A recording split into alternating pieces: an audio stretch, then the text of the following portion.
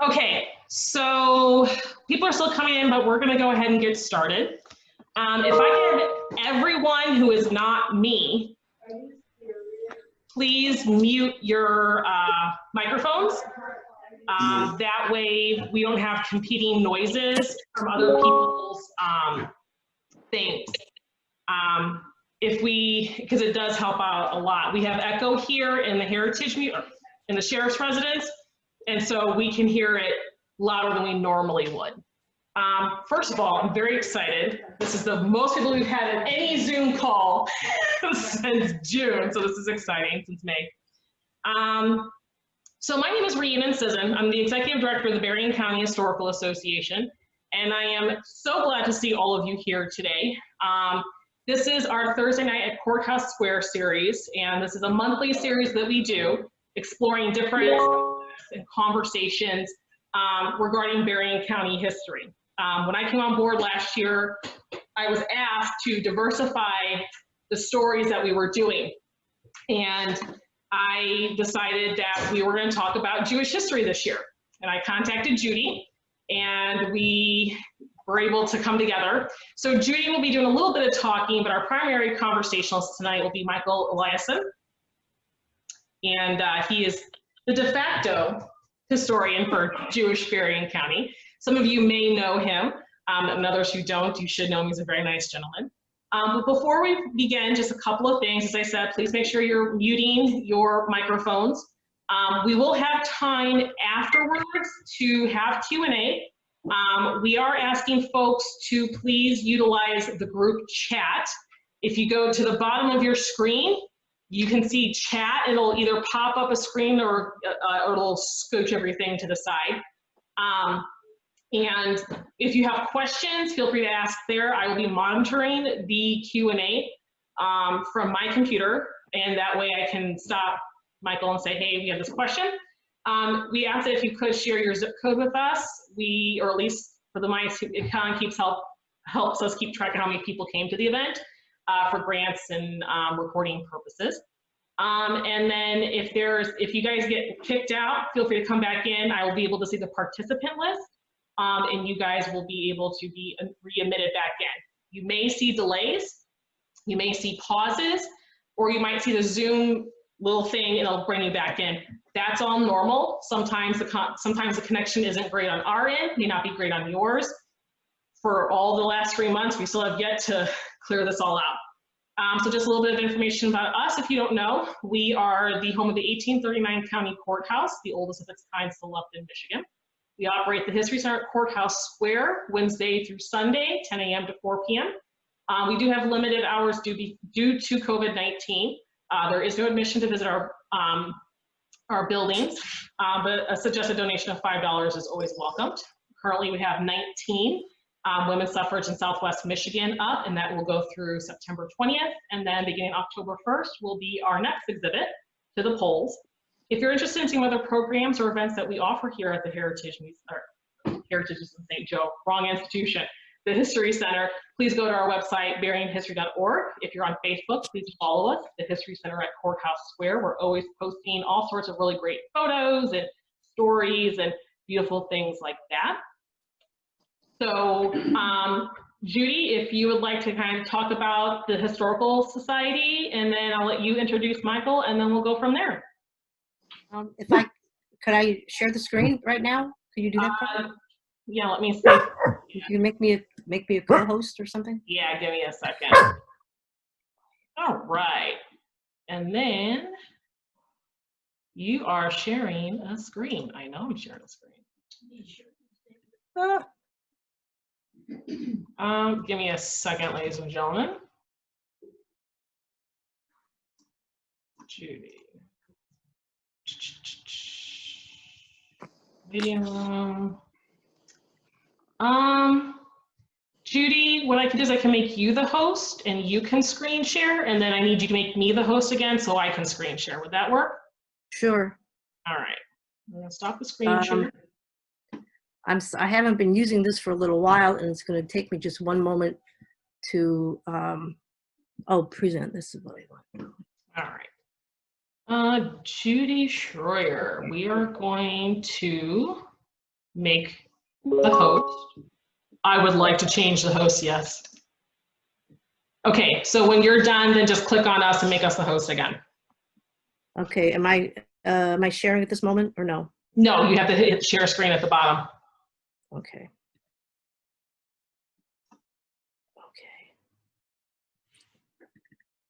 Ah, okay, see, what's at the bottom? I'm ready. Oh. Are we good now? Yeah.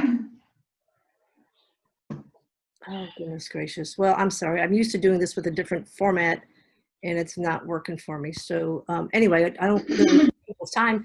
The Michiana Jewish Historical Society was started in 1993 in South Bend. We are housed at the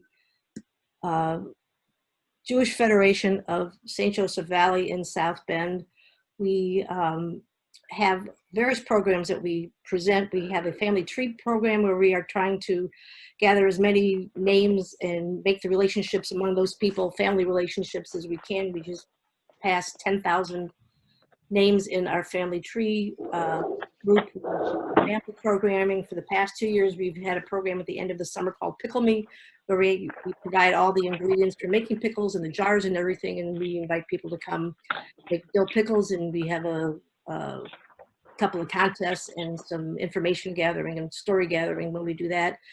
And we have, in 2014, we put a book together, mostly photographing the narrative of the history of the Jewish community in Michiana. By Michiana, we mean from the St. Joe Benton Harbor area down to Plymouth, and then east to Elkhart, and west to LaPorte, Florida.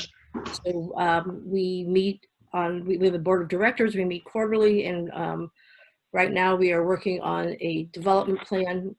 We are more than happy to have anyone who wants to become a member join us. You can go to michianajewish.org and pop in and take a look at our archive that we work very hard on, or please feel free to contact me or Mike at any time. So thank you very much for being here.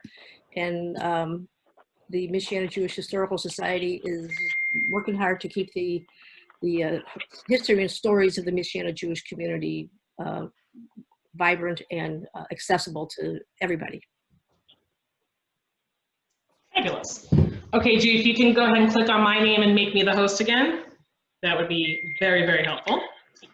I also want to let everyone know that we are recording this. I do need to do some editing at the beginning, so you don't see me going, I hate technology, for like 10 minutes. And then we will be putting it on our YouTube page. So if there's somebody who did not get to see it, then they can go ahead and watch it on their own time. And I have power. Awesome. Then they'll be able to watch it pretty comfortably. So, all right. All right, so let me do the screen share real quick, ladies and gentlemen. So I can go ahead and get this in here, here, here. Oopsies. Okay, you need to go down below.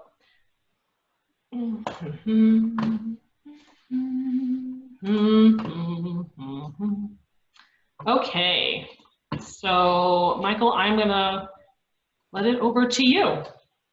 Okay.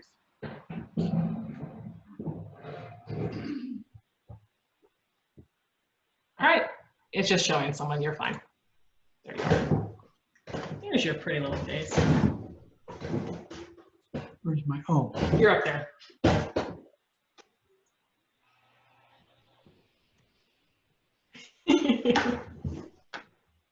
Oh, hello, everyone. Thank you for listening in or coming to introduce or reintroduce myself. My name is Mike Eliasohn. I grew up in Lansing, Michigan, so I am not an old-timer here. I came to St. Joseph in 1984 to work as a reporter for the Herald Palladium, and I've been a member of Temple B'nai Shalom since then. I've retired from the Herald Palladium in 2008. In 1990, the Temple's Tzedakah Committee, Tzedakah sort of translates as charitable giving, asked me to write a history of the synagogue for a booklet it planned to sell as a fundraiser. So I wrote it using the Children of Israel's 50th anniversary book and Temple Bethel's 25th anniversary book and articles and files at the Hero Palladium of Sources. The Tzedakah Committee's booklet was never published, but in my research I discovered that the Children of Israel Synagogue was organized in 1895. As a member of the Temple Board, I suggested we should do something to celebrate our centennial in 1995. So of course I was made chairman of our centennial celebration, and I've been our Temple's unofficial historian ever since. That also meant that this year would have been Temple B'nai Shalom's 125th anniversary, so I was in charge of organizing that celebration, which has now been postponed. I have already given notice that if we make it to 2045, when we would be celebrating 150 years, if I'm still alive at age 100, I am not going to be chairman of that celebration.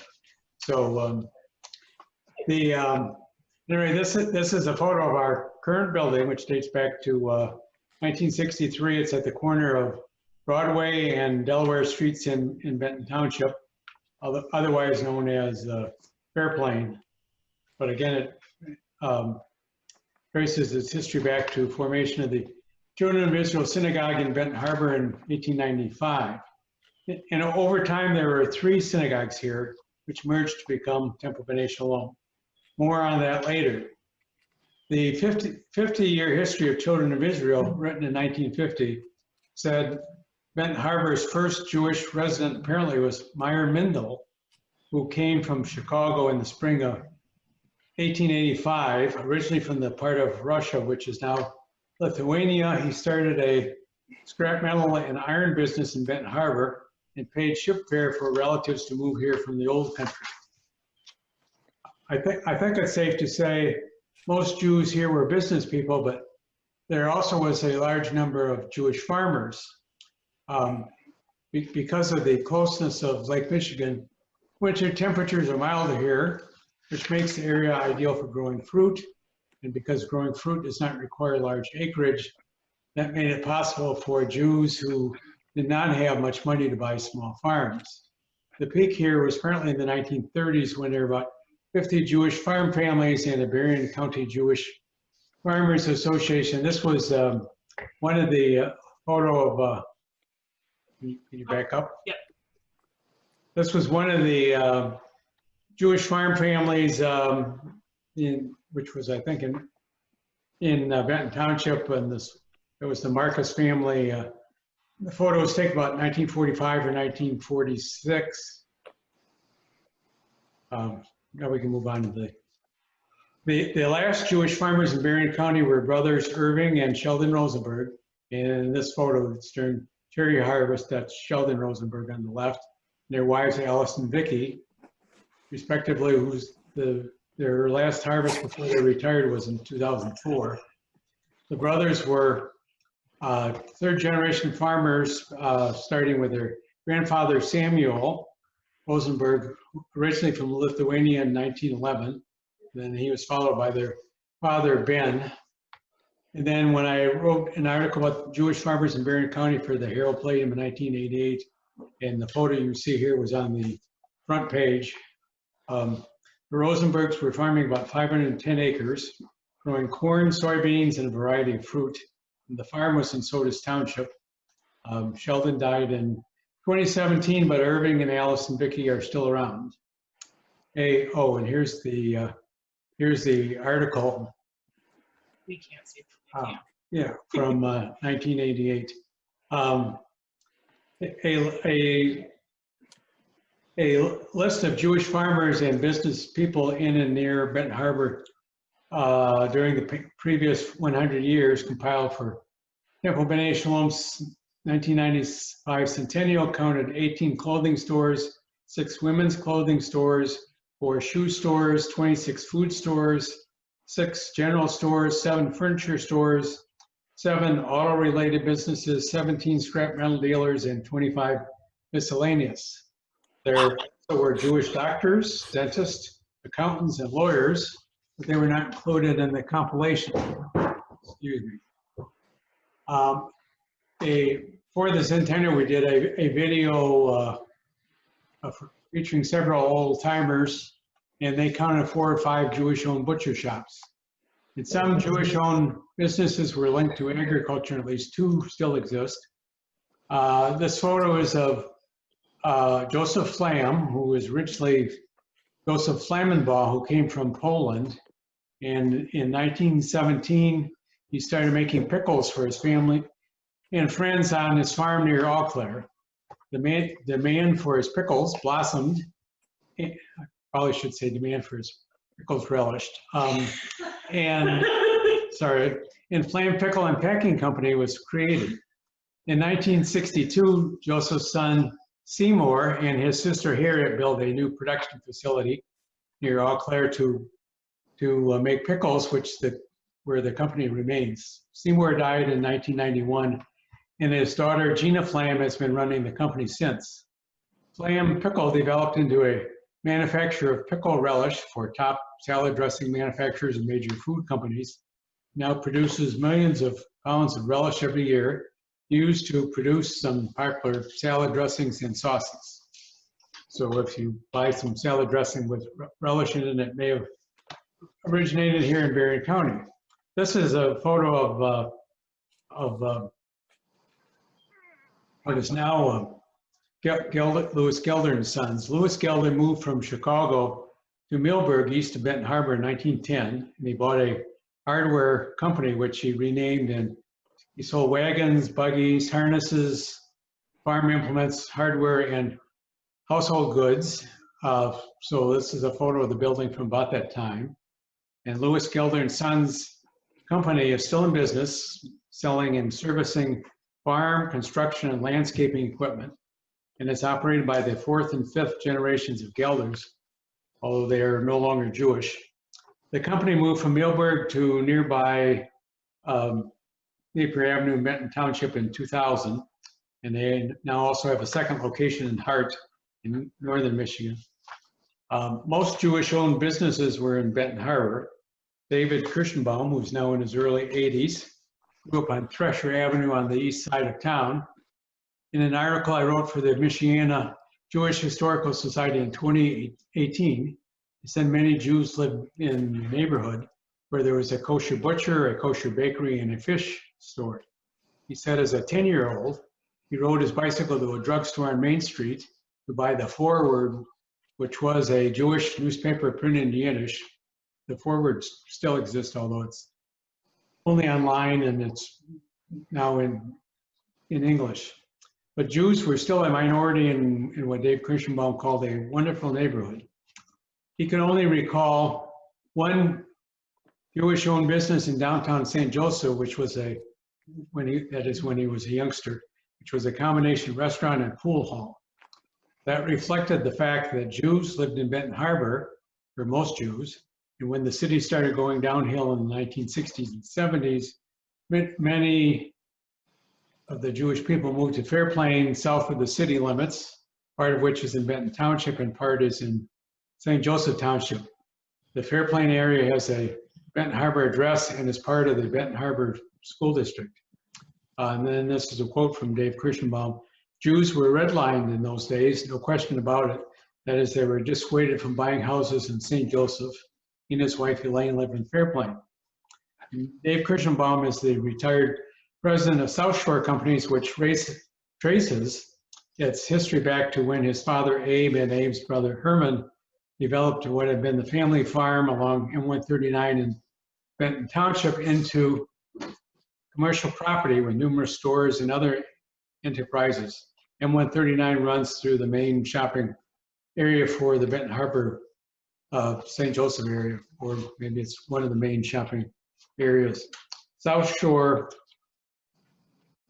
Companies based in St. Joseph is now run by Dave Kirschenbaum's nephew, Jordan Kirschenbaum.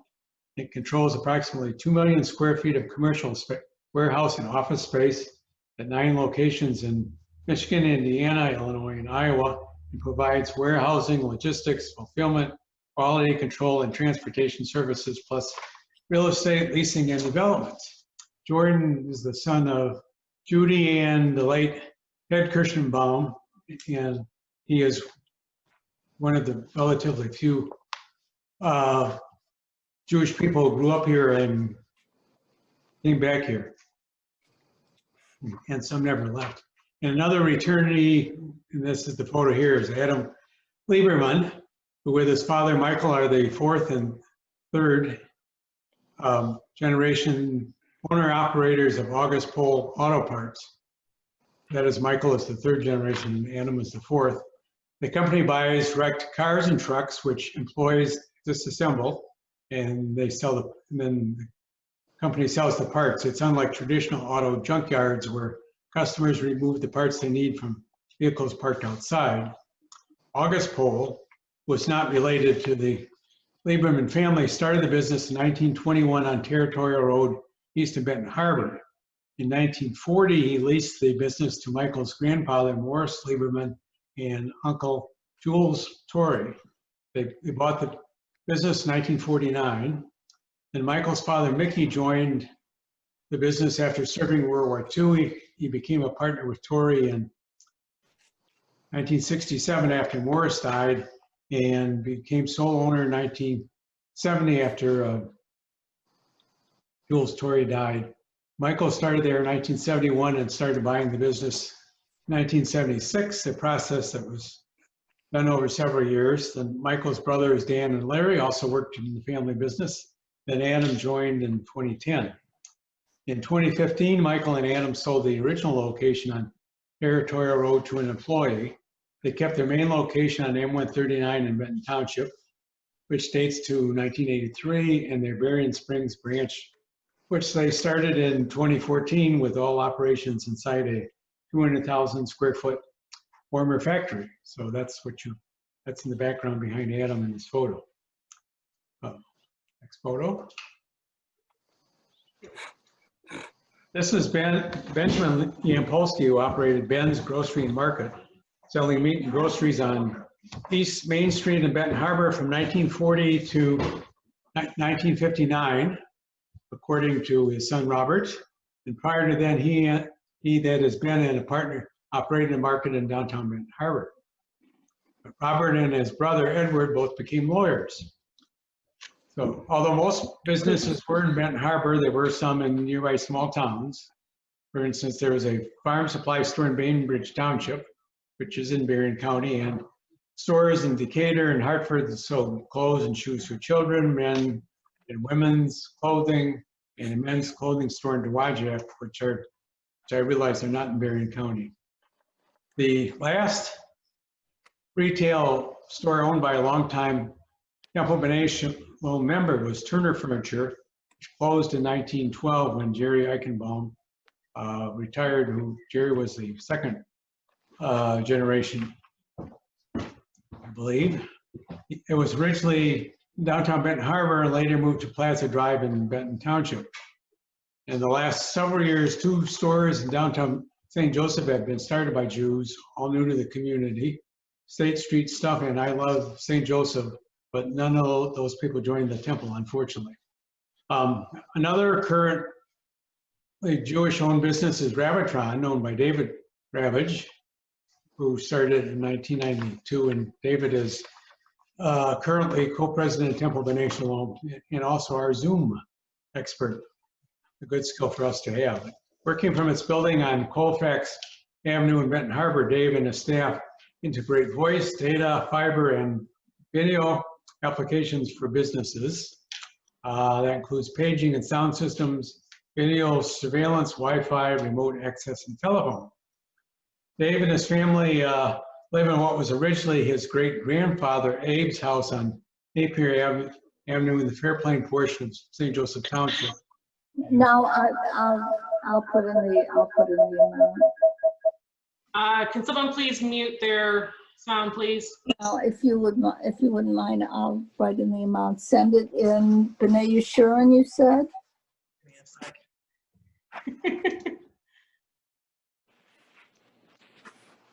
Don't make me come in So the here. host can mute them. If you click on them, you can mute them. Oh, that's what I'm doing. I'm hard, 3 steps ahead of you. Speaking of David Ravage,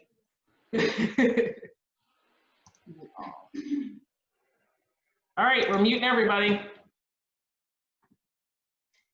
Give me just a second to get back into what I was doing. All right, sorry guys. We're good, keep going. okay. So if you can see the image, that's Dave Ravage. Oh, hang on. And the house where his family lives it's been in the family since 1934. So that would have been when Abe and his wife acquired the house. Abe was born in 1885 and came to the United States through Ellis Island when he was 17. His mother had come earlier from Białystok, Poland. I may be mispronouncing that. And with the help of the New York-based Jewish Agricultural Society, bought a farm near Eau Claire. Abe and his wife Jenny started Our Grocery, a kosher grocery in downtown Benton Harbor, which they operated along with their 6 children. The store lasted into the 1960s. Then meat from a kosher slaughterhouse on the farm, as well as produce grown on the farm, were sold at the store, which was only a block from where Rabbitron is located now. Then one of their children, Sam, and his wife Garnett, they left the grocery business to run the beach concession, or maybe it was a restaurant at Gene Clark Park in Benton Harbor.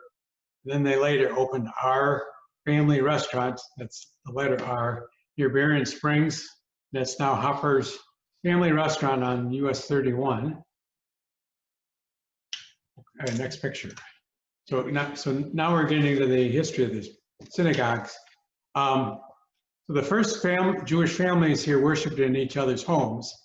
Then in 1895, the Children of Israel Synagogue was formed, with its first building constructed on 8th Street in Benton Harbor in 1900 in the area known as the Flats, which is the area closest to the St. Joseph River and includes downtown.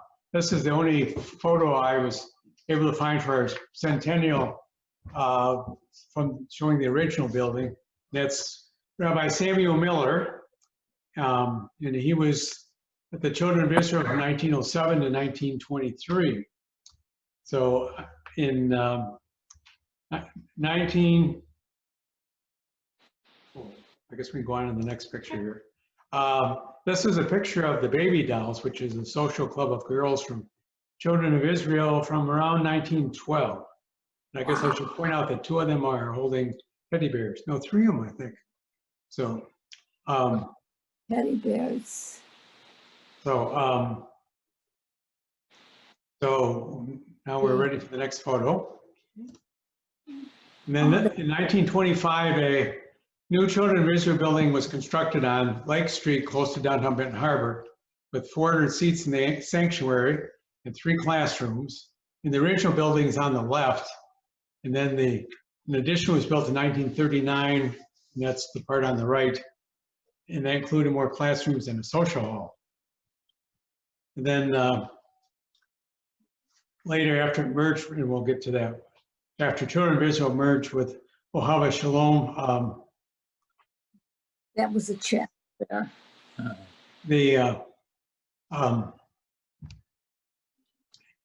at any rate, this building later became a, I think it was a fraternal hall, and then a church, and it was abandoned at least 10 years when it was demolished in November of 2013. That's it. That's it.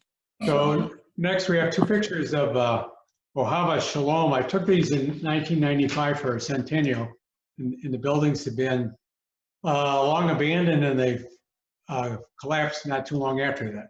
The first picture was the sanctuary building.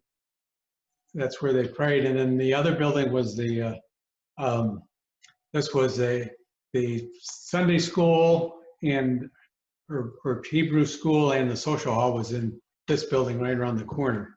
So Ohava Shalom Synagogue was formed in 1911.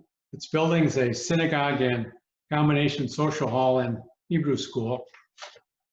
Was at Sealy Street and Highland Avenue on the east side of Benton Harbor, which was close to Jewish-owned resorts and farms. The resorts, I'm about to sneeze here, so forgive me if I do. The resorts were not close to Lake Michigan, and by 1947, there's only one, excuse me.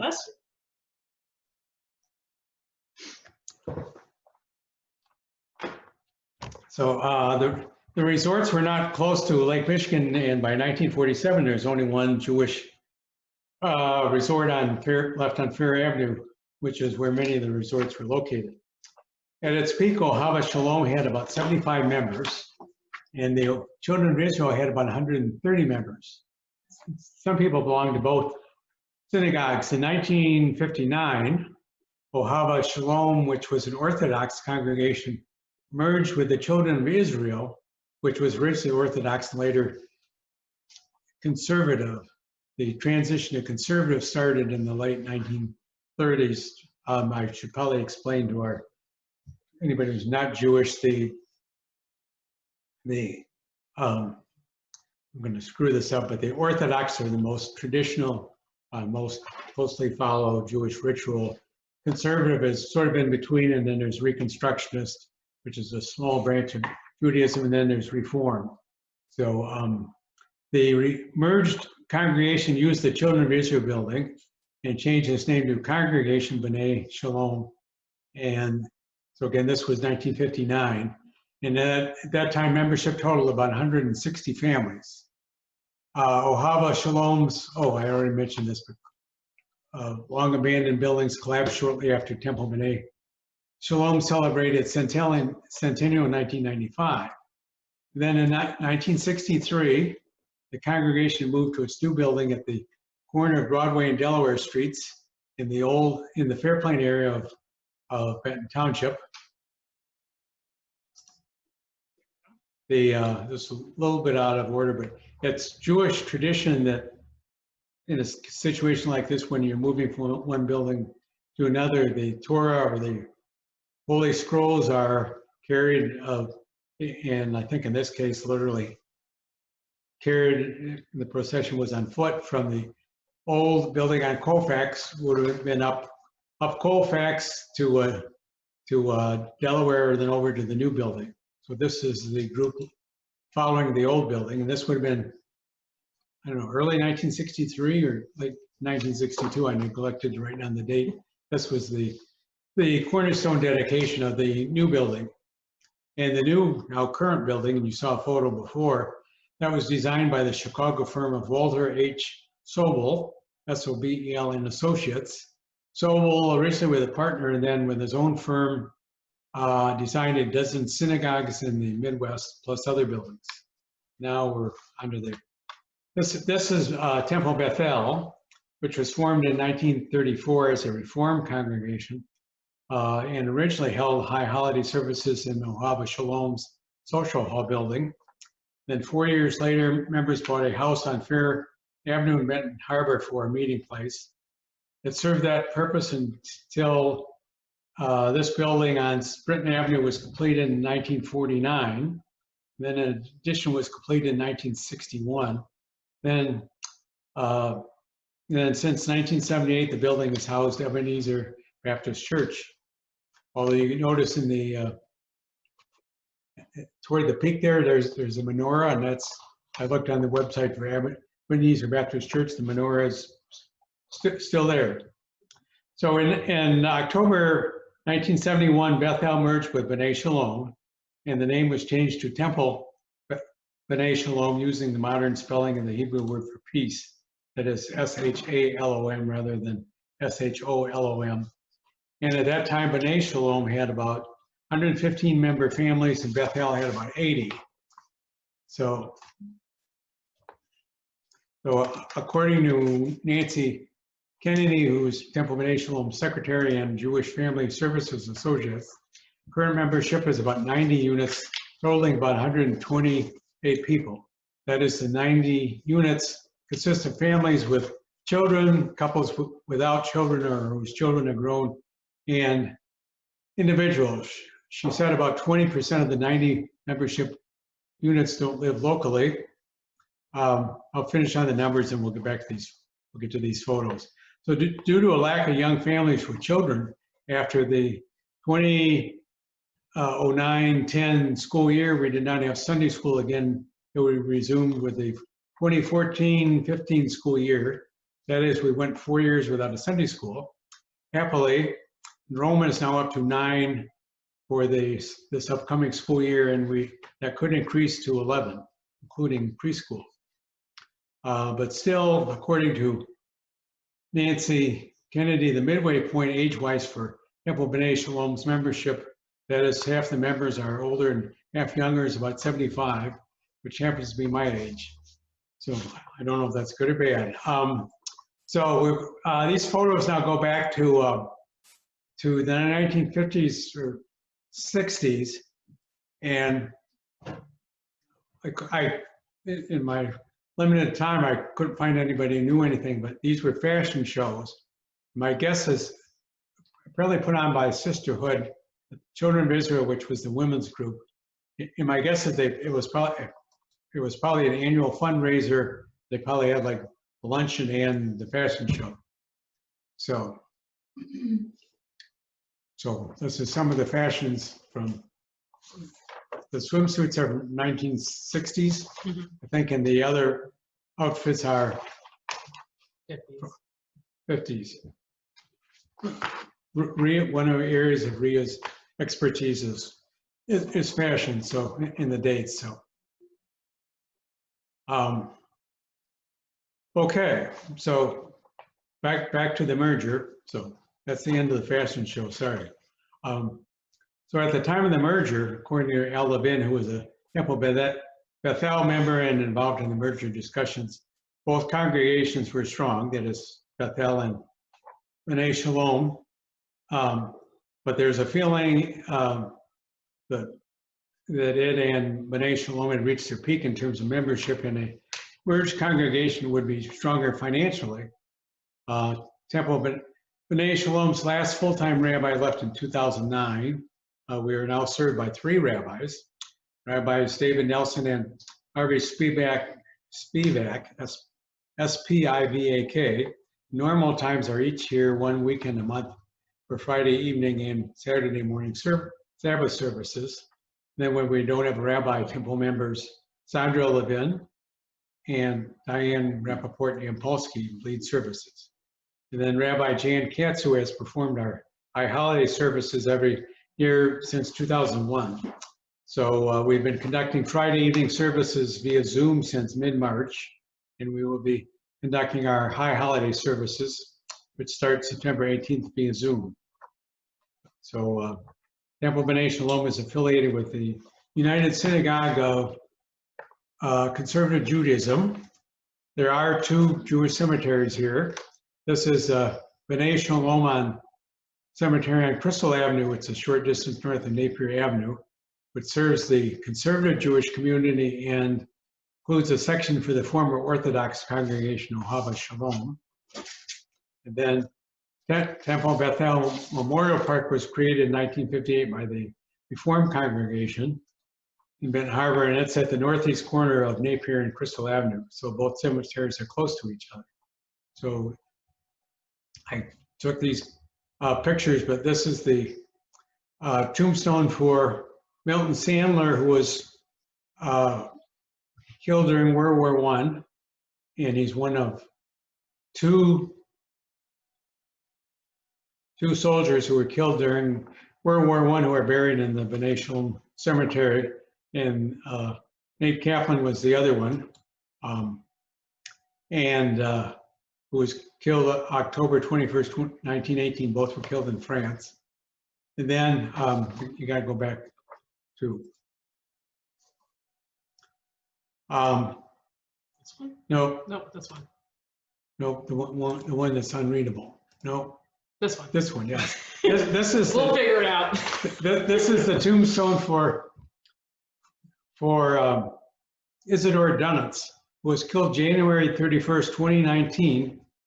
In other words, after World War I ended, he was killed in North Russia as part of the unsuccessful effort by Allied forces who invaded Russia in an effort to overthrow the Bolshevik government during the Russian Civil War, which again followed World War I. So and I'm going by memory, but I think I read that about 500 American soldiers were killed during that war, so, which obviously was unsuccessful. So,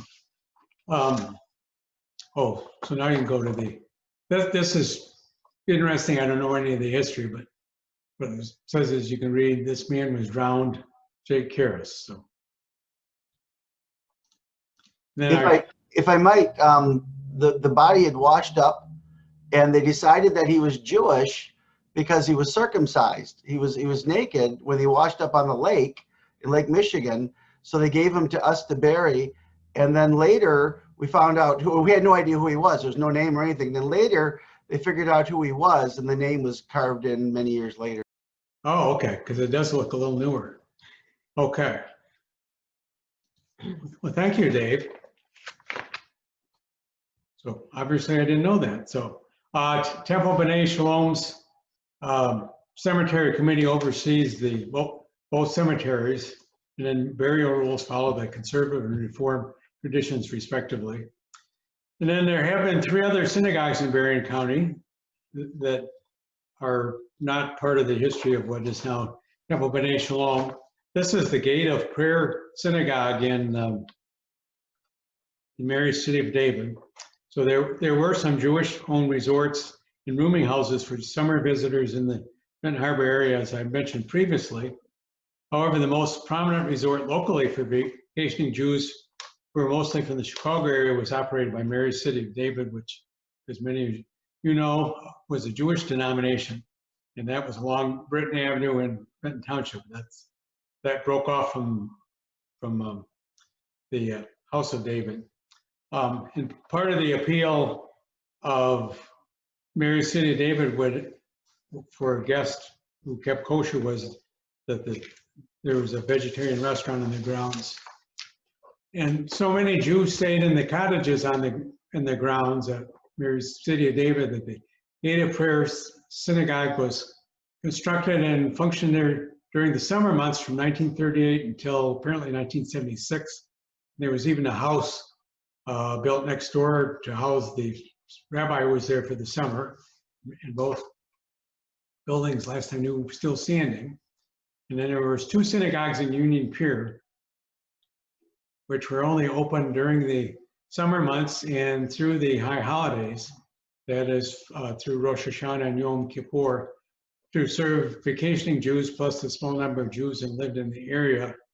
And apparently, and I don't have much information, and I ran out of time to find out some more, but apparently there's 2 synagogues there because most members walk to services for religious reasons. That is, some Jews don't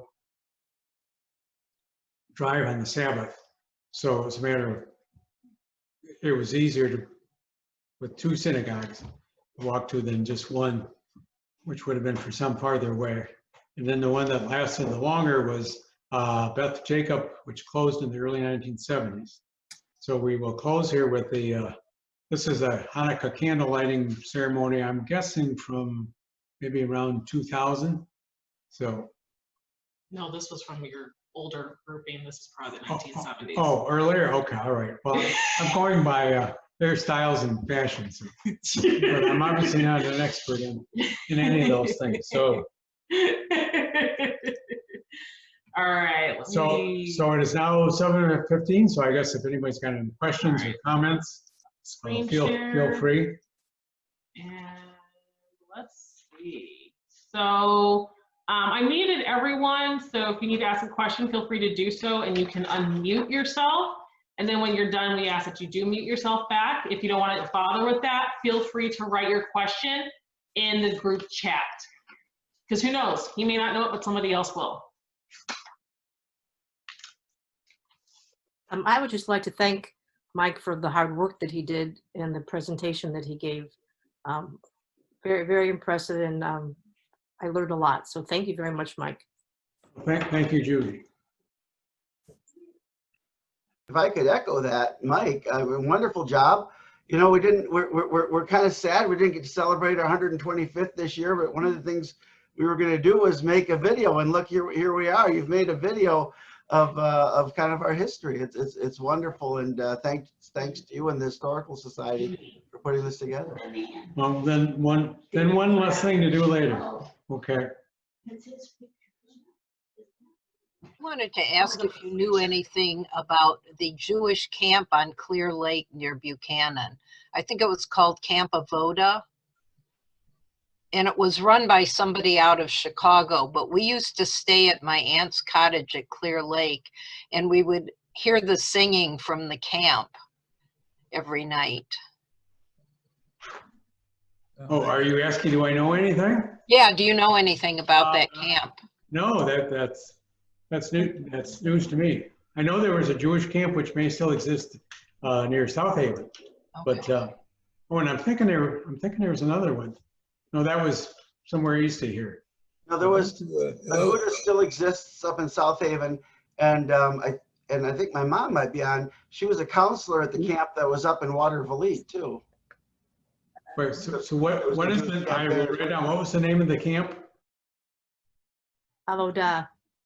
It was on, wait, on Clear Lake? I'm Len Coop. Hello. Yes, on Clear Lake. I went to camp.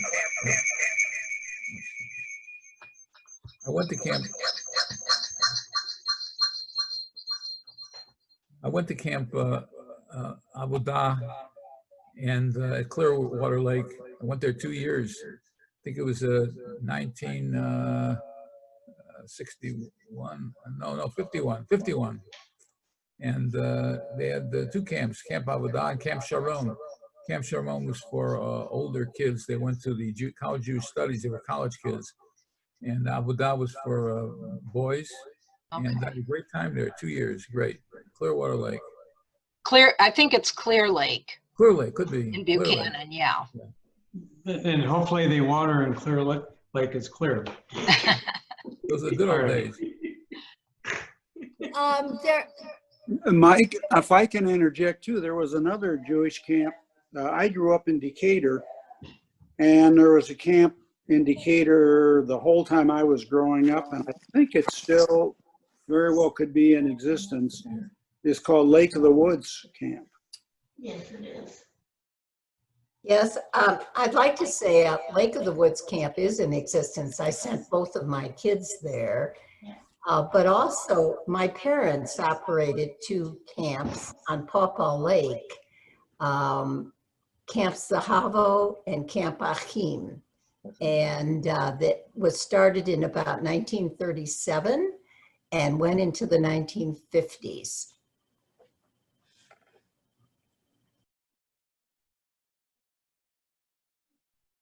Oh.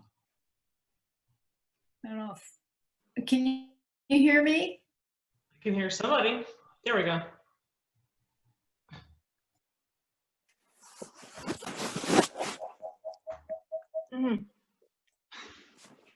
We'll get it figured out. Okay, well, thank you all for mentioning Okay. those. For the record, when I was a kid growing up in Lansing, I went to the YMCA camp. Can I?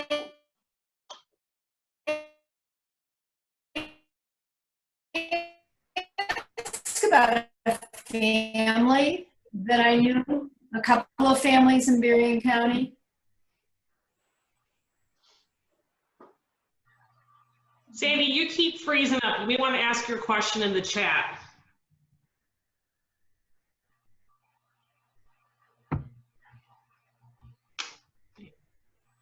I don't know if I'm muted or not. Can you hear me talk? Yes, we can hear somebody talking. Tell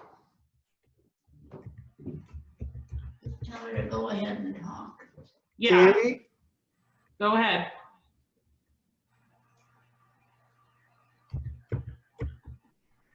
Hello? I think we lost her. Oh, I'm David's mother. I was trying to talk. Can you hear me? Yes. Oh, okay. David grew up in Grand Rapids, but he's been at the Ravitch family hometown in Benton Harbor. And that's where I first went to Napier that he lives in now. And that was my husband Paul's grandparents. So I've been pretty much involved on and off between Grand Rapids and Benton Harbor with B'nai Israel since 1964. And a lot of these things are news to me. We had, a young family and we visited a lot. But I was, I think that the Young Judean camp I was a counselor at for a couple of summers back in 63 and 64. And that was on Pawpaw Lake in Watervliet. But that was a Young Judean camp, Machane Yehuda, which was part of the network of Young Judean camps across the country that was run by Hadassah, pre-state. I mean, the camp had not been there pre-state Israel. They built those Zionist camps to get kids connected with Israel before their parents did. And that was a stunning experience. And David's kids went to the Midwest when the camp had moved. Obviously from 64, they went up in Wisconsin. So camping was always great with our family. But I can't say enough how Benton Harbor was just fascinated the heck out of me. There were more Jews per capita in Benton Harbor, St. Joe, and South Bend than there were in Grand Rapids. And, my parents, some of you, Linmas, I don't know if any of you remember Sam and Garnet Ravitch and the Ravitch family, but they were just the most incredible people. And I've talked long enough. So I have a question. Yes. Hi, I'm calling from California. I'm Sarah Nirenberg's father, which is how I happen to be on. But before my daughter moved to South Bend, Benton Harbor was famous to me because I had a ham radio license, and everybody thought Benton Harbor was the center of the world because of the Heath Company and Heath Kids. Were there Jews involved in the management of that company? Anybody know? Yeah, I don't think so.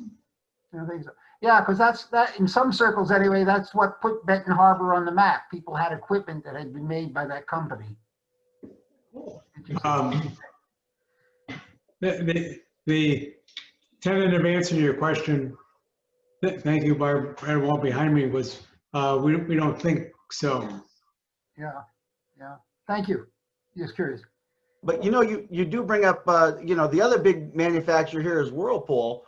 And, this is the global headquarters for Whirlpool. There's been some Jews involved in Whirlpool. I mean, not at the senior level, but when I was growing up, or when I was younger, the head of R&E was a Jewish professor, and his daughter and grandchildren and I guess great-grandchildren are still part of our congregation. And when my dad worked for him back in the 60s, he made, they were working on aerospace, and they made food, the first freeze-dried food for the astronauts.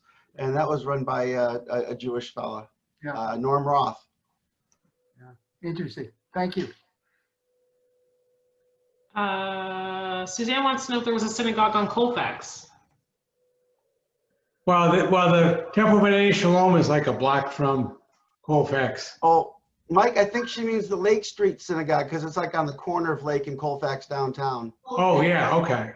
Colfax. So that just got tore down a few years ago. Matter of fact, Mike was great enough. He gave me he went through it just before it was tore down and gave me a little tchotchke that he found in the building before it was tore down. Yeah, that was, so that was a little bit closer to Colfax. And it was November 2013 when they tore that building down. I went to Hebrew school there. I grew up in Benton Harbor, and I went to Hebrew school there, and I became a bat mitzvah at the new temple or new synagogue on, all of a sudden I can't think of it. Delaware. Delaware, thank you. Yeah. Yeah, and I remember the old one when I was very young. I guess I'm giving my age away. I remember going to services there with my parents, and the women sat upstairs. Is there anyone else online that grew up in Benton Harbor? I cannot see how anybody. Well, You can see Well, I know Sandra did. yeah, Sandra grew up there. My wife grew up there. I know. And we got married at the old Children of Israel. No, we got married at Bethel. My brother got married at the old Children of Israel. Okay, and we got married at B'nai Shalom. Right. Yeah. No, my husband and I were the first wedding in the new building. And Rabbi Dick was the rabbi then. Yes, I was there then. What is your name? My name's Debbie Glick. It was Debbie Karnowski. Oh, Debbie. And what is your name? My name it was Sharon Gerwitz. Now it's Cooper. And I see my brother is on the line. I'm here also. Okay. And Rabbi Dick had left when my husband and I got married. My husband's from Jackson. So we had 3 rabbis because well, anyway, I won't go through the whole story, but anyway, Rabbi Dick came back from Pennsylvania and he was one of the rabbis that married us. And Rabbi Schwartz from Bethel was the rabbi emeritus at the time. I remember, oh, he was there for a very long time. Right. Bethel. Right. Yeah. So I have a question, Mike. Is the synagogue, is Bethel still have the Orient Code of 10 Commandments that would have been made by my grandfather, Harry Lieberman? Forgive me, you broke up some. I'm not sure what you were asking. I have photographs, so if you need them, I'm happy to send them. But my grandfather, Harry Lieberman, was responsible for he built the Orient Kodesh at South Haven, the wooden part, but he also built the 10 Commandments and the doors for the synagogue in Kalamazoo, where Rabbi Spivak is from. I grew up in Kalamazoo. We would have Quad City with Benton Harbor all the time. And I think the Sorkin family was also a big farmer too, right? Right. Still there? No. My grandfather built the 10 Commandments that were originally built in that synagogue. Are they still there? Is it still there? Oh, and what would be now Ebenezer Baptist Church? No, I don't know if it was because he was still alive until the 70s. So I want to say that he died in 72. So it would have been like a new synagogue. Did your grandfather? It's Lieberman, but Stolber, yeah. You know, I think your grandfather built I think what we kept was the doors to where we keep the Torahs. Right. Was he involved with the stained glass windows on those? He was really, he and his brothers were all wood carvers, so they would be wood. So the front of the one in South Haven, right. He did the doors in Kalamazoo. Okay. And I know he did the 10 Commandments. I have a picture of when they dedicated and I think it was Rabbi Schwartz, I think, but that he dedicated the 10 Commandments and gave them, and probably the doors also when that synagogue. Yeah, I think so. I think, to the best of my knowledge, from what history I heard, was that the doors that we're currently using in our small chapel, which is used every week, were designed by him and was taken off of the original Orient Kodesh. And that's, I think I'm correct on that. Okay, all right, good to know. Thank you. Mm-hmm. It's fascinating. My cousin Vivian, who spoke earlier, and her parents ran the camps that had taken over the summer resort that my grandparents ran, also on Pawpaw Lake. Funny bit of modern history about weddings. Julie and I were married in this room 30 years ago. Sandra played the piano. The chuppah was right here. We had to get married in 24 hours because Julie was getting activated for Desert Storm, we thought at the time. And we paid for this big wedding at the shul, and they didn't take her right away. So then 2 weeks later, we had the big wedding at the shul with the chuppah and everything else at B'nai Shalom. So we got to share that honor with you, the first people that were married at B'nai Shalom. Getting married because the wife is going off to, I guess. Excuse me, was Temple Bethel across from Calvin Britton Elementary School? Yes. That's where I went to Sunday school. In fact, Rabbi Schwartz was the Sunday school teacher. His son was Steve. And I remember the only reason I went to Sunday school, this is terrible to admit, was because I had a crush on Steve. But I remember it was across from Calvin. I'm being truthful. I remember that was across from Calvin Britton Elementary School, where I also went to elementary school for a short time when my mom and I lived in Benton Harbor. Originally, we were from Sawyer. Do you know the family by the last name of Slavin? Slavin. They lived in Benton Harbor. Yeah, we had, yes. Of course, the parents have passed away. Carla, Yeah. you might have known Carla Slavin. I knew Pam. She went to Western with me. Oh, okay. And also Sunday school. Yeah, but there was, you're right, there was a family named Slavin in town. What about Brostoff? Did you know them in Bridgman? I did not know them well. I don't know if anybody else in the congregation did. I mean, that's here tonight. Right, right. You know, Mike? Yes. You know, one interesting story that the people might be interested in is Rabbi Schwartz has been mentioned a couple times already tonight. Rabbi Schwartz came to our community in 1949. He actually was a refugee from Germany who, with his family, went to the Philippines just before World War II, like in the late 1930s. And he was the chief rabbi in Manila, in the Philippines. And he basically saved all of the artifacts and much of the community in the Philippines during World War II. He was a Reform rabbi. And then after being in a displaced refugee camp for a couple of years, he got placed by the Reform movement to Benton Harbor. That's interesting. There's a movie that just came out on the Jewish refugees in the Philippines. Oh, wow. And I wish I could read, if I can find the link to it, it may be available on YouTube, but I've seen it within the last month during a program, a Jewish genealogy program on Jews who went to the Philippines. Which is interesting because that's the only Asian country that's Catholic. So that's interesting. Yeah, for some reason, the person who was in charge of the Philippines welcomed Jewish refugees during that period. And it was very rough when the Japanese invaded the Philippines. Correct. Yeah. Correct. But there was a fairly thriving community there. Wow. It's called Quason's Game. I'm sorry? Quason's Game. I was just Googling it. Is that what it was? That doesn't ring a bell, but I'd have to look at it. Okay. Safe Haven. So that's it, Oh, Safe thanks, Haven. Rabbi. Thank you. Thank you. It's worth looking at if you can find it. Wow.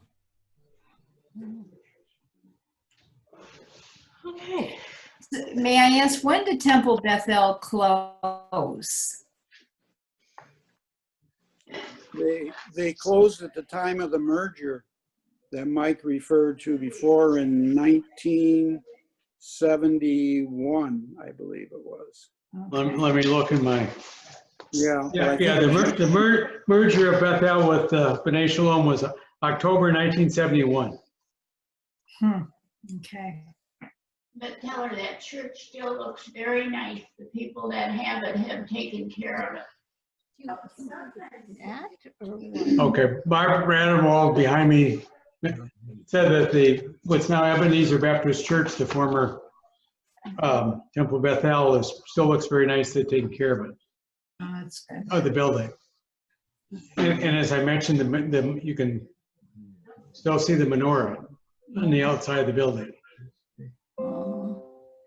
Oh, I just want to mention part of the history of the children of Israel, that I and Diane Massbaum and Fern Kirschenbaum were the three bat mitzvah first bat mitzvah girls at Children of Israel, and I guess that must have been 1953, maybe.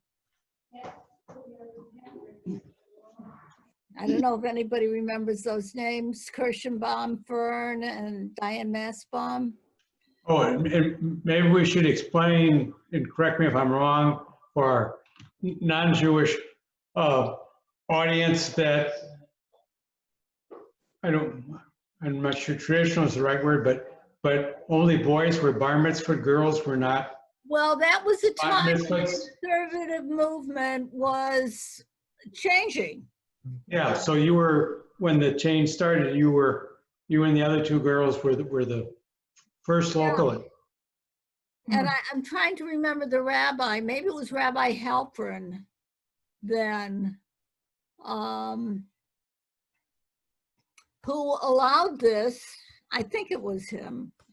And it was on a Friday night. And it was, you know, a nice little celebration with an Oneg Shabbat afterward. And each girl said a part of the Haftorah, which I guess you wouldn't find in a traditional Jewish synagogue service on Friday night. But anyway, it was changing. And there were and the women were not sitting upstairs in the balcony. They were downstairs on the main floor. Good for you, Sharon. Because again, the traditional and still true, I guess, in Orthodox synagogues, the women are separated from the men. So either the women are up in the balcony or on the main floor there, it's divided, men on one side and women on the other. And for those of you who don't know, bar or bat mitzvah is the coming of age ceremony, which is done at age 13. 13. I'd like to add something, if I can, about Rabbi Schwartz. There was a book called Escape to Manila, From Nazi Tyranny to Japanese Terror, written by Frank Ephraim in 2003. And Rabbi Schwartz is mentioned extensively about all he did for the Jewish community. Does anyone know how big that community is now, like in Manila? Google it. Yeah. From what I heard, most of them left after the war. Yeah. Many came to the U.S., I think.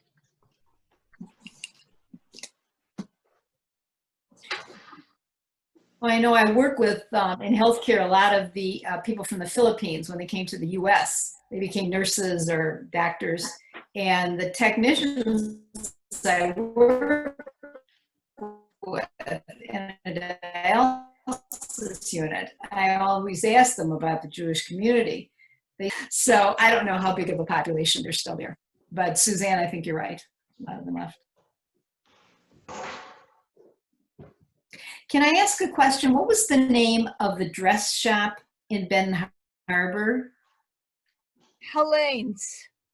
There was a petite shop, there was Hennessy's. Hennessy's was very well known, the petite shop. Petite shop. And also the family Friedman owned a dress shop. I think it was Helene's. Helene's, yes. They were in Benton Harbor. Yeah. So apparently there was a. I'm sorry, you broke up. Can you say that again? My mother worked at a dress. Oh, I was just gonna say my mom worked at a dress shop right on the main street down from, there were two theaters, right? In downtown Benton Harbor? Yeah, right down the street. What was that? And I can't. What was that? That would have been 59 to maybe 61. Was it Enders? No, Ender's How do you was a spell? department store. I know, Yeah, but they no, sold this- ladies things as well. Right, well, but Right. it was a big store as compared Right. to the small little shops. When I first moved here, Hennessy's were still in business, but they'd moved from Benton Harbor over the river down by the courthouse. Right. to St. Joe. And you can still, it's cool sometimes when you're downtown Benton Harbor, you can see the old painted signs in the back of these old buildings. And there's still up there, a sign up there for Hennessy's. And on the side of the old Mary's House, the David Hotel, you can see the, if you just really look hard at the wood, you can see that the big feature of the day was a private bath in every room. You know, just, it's cool. It was a big deal. Did I understand you correctly? The House of David really was Jewish or not? No. No. Oh. We're all like, no. You know, if I might just, they're Christian. A lot of beliefs were very similar to Seventh-day Adventists. So they kept the Sabbath the same day we do. Mary was very into, you know, being vegetarian and that sort of thing. And that's kind of where things lined up to make it good during the resort era for the Jews to come up here and stay. So, you know, all the Fiddlemans and all the other Jewish resorts along the lakeshore, this was another one that wasn't Jewish, but it was Jewish-like. And the rabbi who ran that synagogue that Mike was talking about would bring, you know, a good chunk of his whole congregation up here every summer. And what about the Jewish population in St. Joe? I know for so long, Jews and blacks were, you know, excluded from that community. What is it like now for both?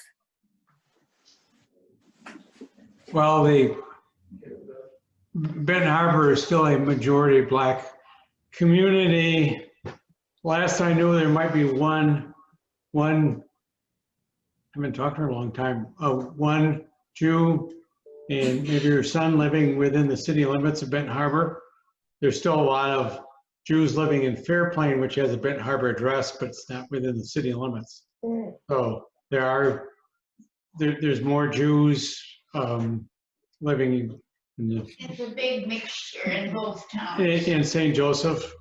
Yeah. But then but then St. Joseph is also there's more I guess the current phrase, more people of color living also in St. Joseph. Mm-hmm. So it's more, St. Joseph is becoming more mixed in terms of population.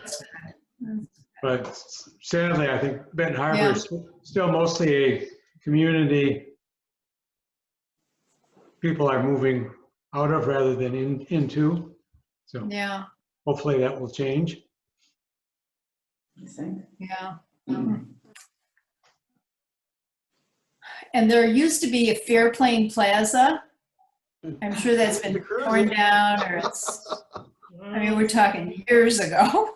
No. I remember going shopping there on the weekends. No, well, Fairplain Plaza still exists. I'm trying to remember, is it still called Fairplain Plaza? Yeah. But it's not like it used to be, but there's still are stores there. There are not obviously the same ones. It would have been long gone. Like Denham Sports is probably the biggest. There's Family Dollar. Kohl's. Kohl's Flats is gone. I mean, the original Fairplain Plaza was completely raised, what, like 20, 25 years ago? And all the buildings there are new, but they're all the same kind of strip plaza you'd see in any city. I mean, but don't cruise it anymore. But the sad part of that area as far as shopping goes is Orchards Mall, which has lost all the big retailers and there's just not much left. And then we don't have a Target store either, so, which was in its own building. So I just thought of another ladies' store, Terry's. Now, they were at the plaza. They were at the plaza, but they may have been downtown too. They were. Yep. Okay. Terry's, that's what it was. I never would have thought about it. Is that the store you're talking about? Yeah. Yep. Okay, good. And what was your mom's name? My mother was a salesperson there. Yeah. And that was for a couple of years. She worked a lot in Benton Harbor and St. Joe. We lived in Sawyer, but she would take the South Shore Oh, okay. to that area. Yeah. But yeah, Terry, I remember I used to go and, visit her and Well, go there- down to the show. There was a great, Goldblatt's in Fairplain Plaza where you could get everything Jewish for every holiday. Right. That was a good store. Wow. So did you say you have an indoor mall with like anchor stores or not? Well, there were anchor stores. Yeah, the Orchard Mall, one time we had a Sears, J.C. Penney, and Elder Beerman. Oh, right. Those are all gone. The last one to leave, which was, I'm trying to remember, 2018 or 2019 was J.C. Penney. Yeah. Yeah. It's doing poorly all over. I know by our mall too. Yeah. Huh. Wow. Things never stay the same. It's interesting. I mean, part of the story we're telling, is the Jewish merchants came to town all over the Midwest way back when. And then like my great-grandparents' store was across the street from what then became the A&P. So the A&P kind of pushed them out. And then, later there's the Kroger and whatever else. And then eventually the Meijer. And then all the other merchants down on Main Street got sucked up, or not sucked up, but, disappeared from the malls. One Jewish family here in town took advantage of that and pivoted and made a store that was in a lot of the malls, the Man Alive, the Belt Buckle, that family, the Bublik family was here and then moved down to Indianapolis and kept going. So they're one of the few families that I know of that made that turn. But then, then the malls, the malls started fading, Amazon and the plazas go, and now the malls are going away. It's really interesting, this last century of commerce, and who knows where it's going. Right. Yeah. And as I mentioned in my speech, many small towns had a Jewish merchant or some Jewish merchants, but for those are all gone. And I mean, part of it was that whoever owned the store, their children did not stay, which is also a problem here in the Benton Harbor area. And then another problem was, of course, once I-94 opened and bigger stores opened, it was easy, even if you lived out in the country, to go to the bigger stores. So you didn't need the little mom and pop store in your own little town. I was going to say there was a small store in Three Oaks. I think it was called Tiny Town in the 50s, run by the Newlander family. Dan Newlander was Jewish. And Sandy and I went to school with his daughter. He didn't run it it was maybe 5 or 6 years. It was a children's store in Three Oaks, as I said, in the 50s. Right.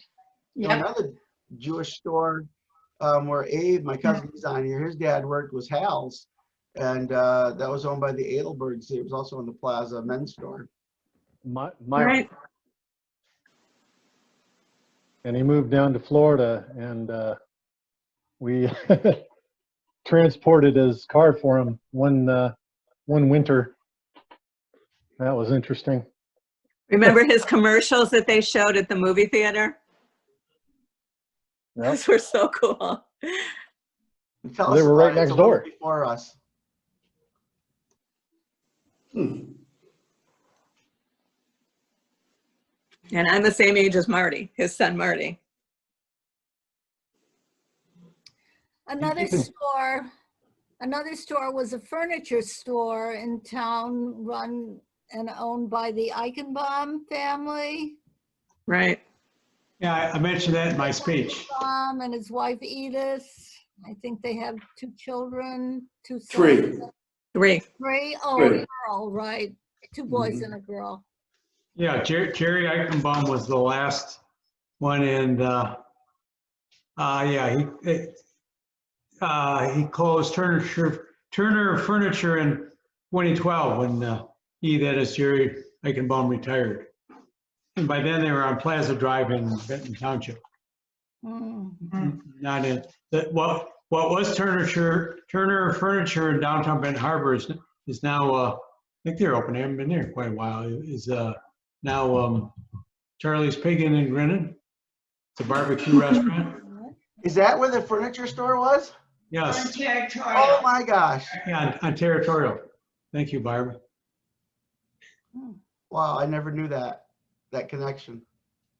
And Jerry and Lillian are in California.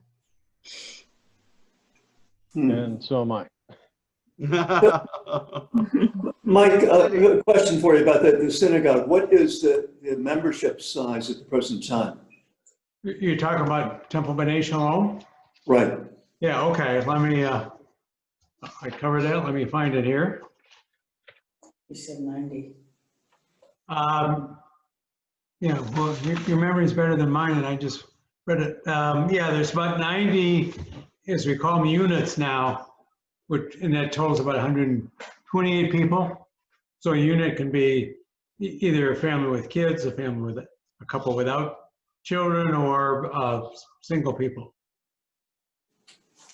So that's obviously way down from what it was. One thing I did not discuss, but I can briefly mention in terms of why the Jewish community here has declined, and it's the same thing that's happened in a lot of places. One, the most but not all, most children who grew up here moved away when they grew up, so they did not stay or they did not come back. And then another factor, which is not unique to Judaism, is there are Jews living in the community who have chosen not to belong to the synagogue, and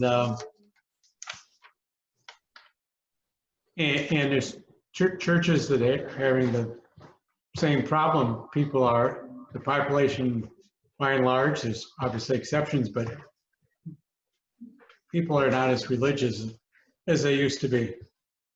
But it used to be, if you moved to a new community, you subscribe to the local newspaper, and you joined a church, or in our case, a synagogue. But a lot of people don't do either one anymore. The Herald Palladium still exists, by the way, for any people watching this who are not local.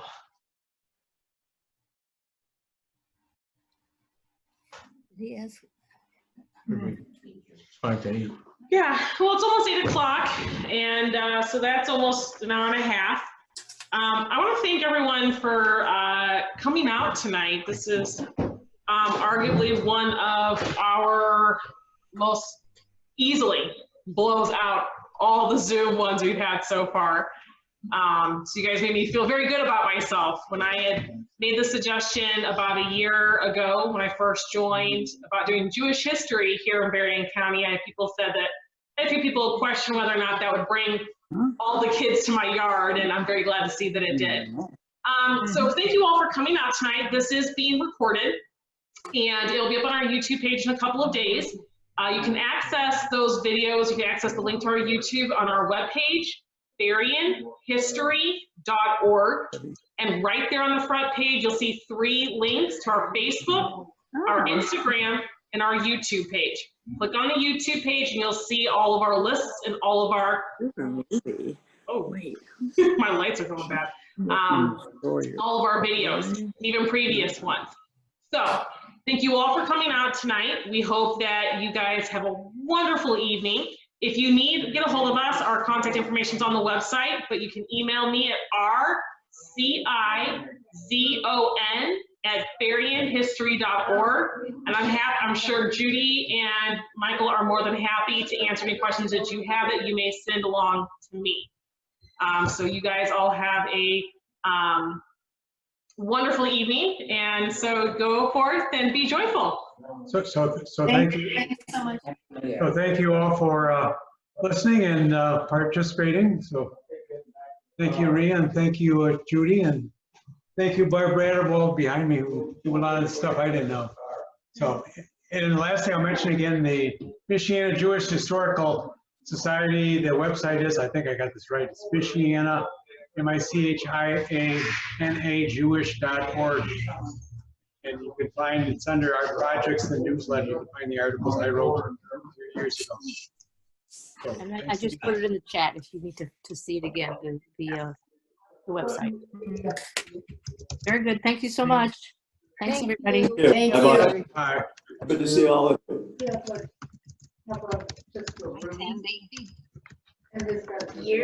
Several years ago, the Jewish Association in, oh, it's all right. I haven't been anywhere myself. Okay, well, why not? I want to protect you. But they had a really good program, and I can't remember what it was, but a number of us from Benton Harbor went down there for